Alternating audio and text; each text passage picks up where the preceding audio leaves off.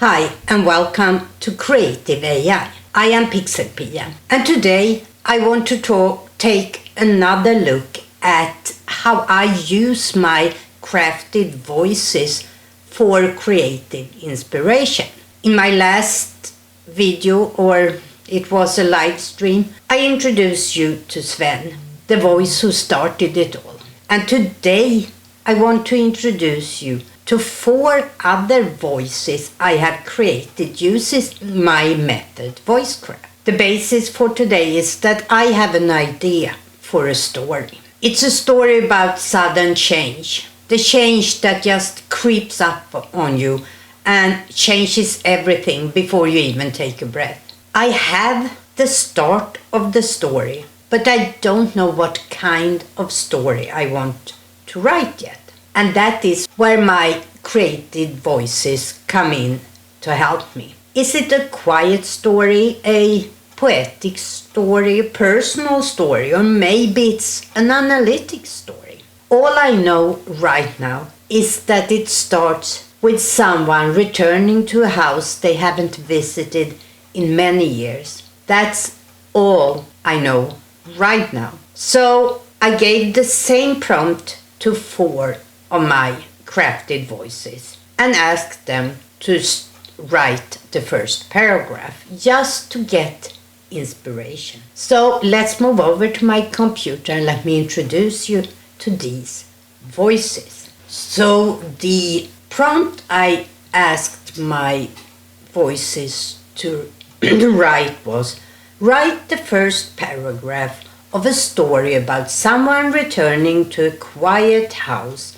they haven't visited in years. And the very first voice is a voice that I call Zephra. And this is the voice sheet for Zephra. I will just talk about a couple of things.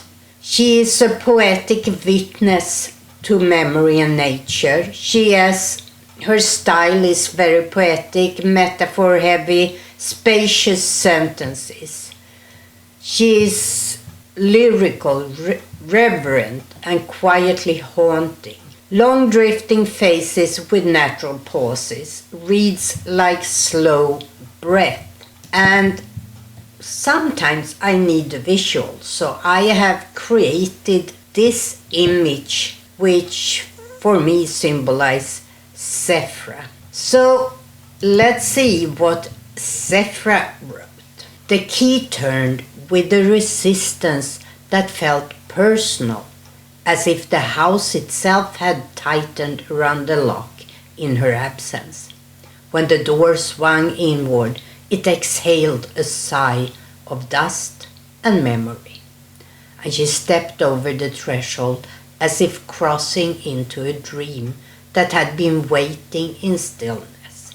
The air held the hush of long-forgotten conversations and furniture too polite to creak without permission.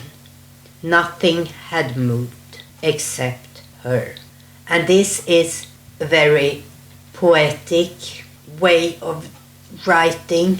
It's not rushed, it's very soothing, but still encapsulate a lot of tension in the way this story starts.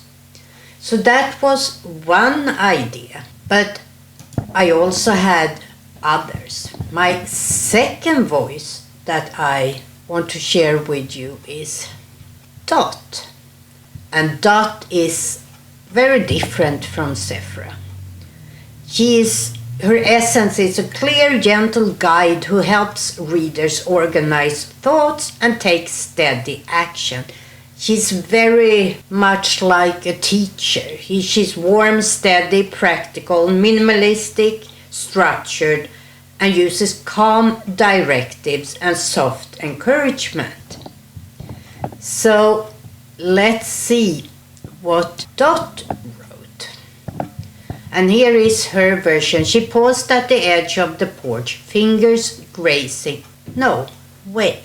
Why don't we take a look? She paused at the edge of the porch, fingers grazing the chipped railing. like she was reading Braille in the wood grain for a message left behind. The house was smaller than she remembered, not in size, but in certainty.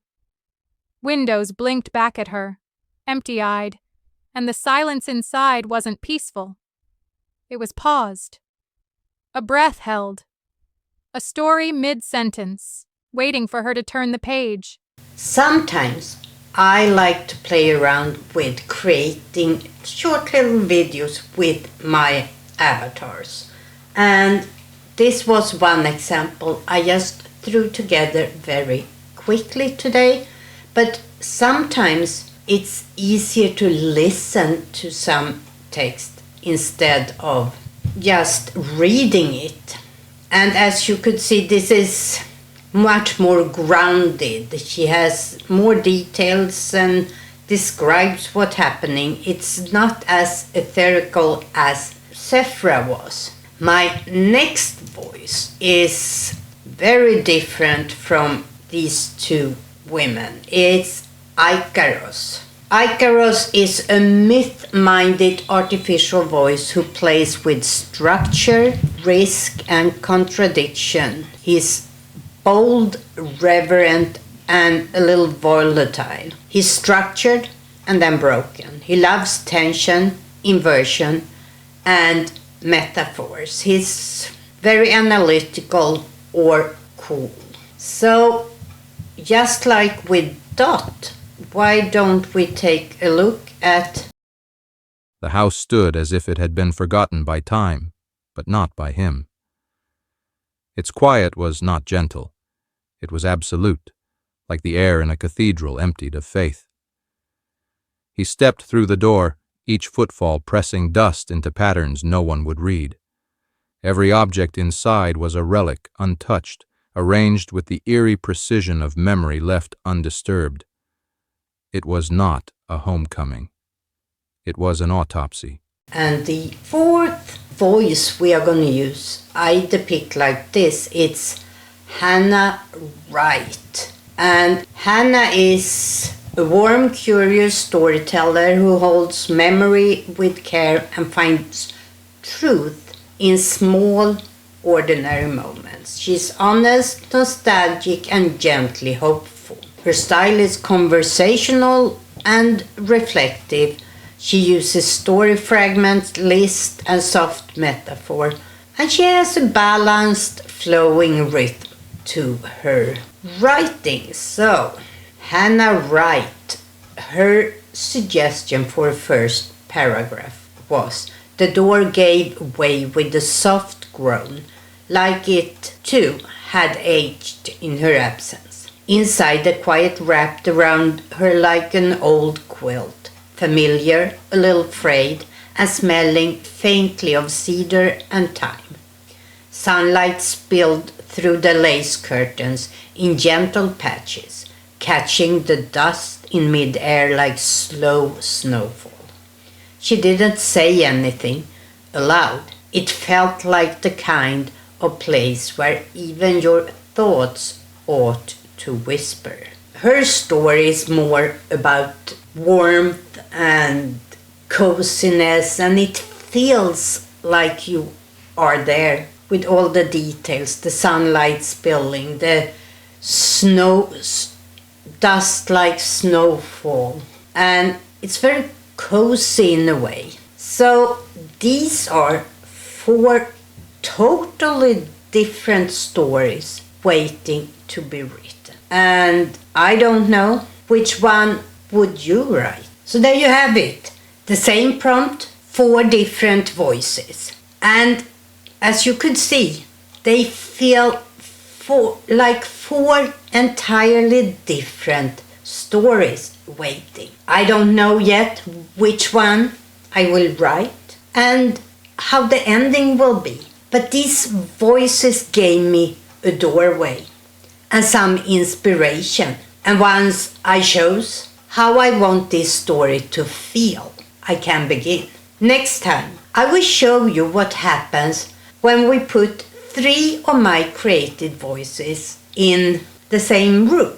They are actually not in the same room, but this is a very fun way of using these voices for inspiration and entertainment maybe. So if that is something you are interested in, make sure you are subscribed to the channel and maybe even hit the little bell so you get notified when I upload. And as always, stay curious. Bye!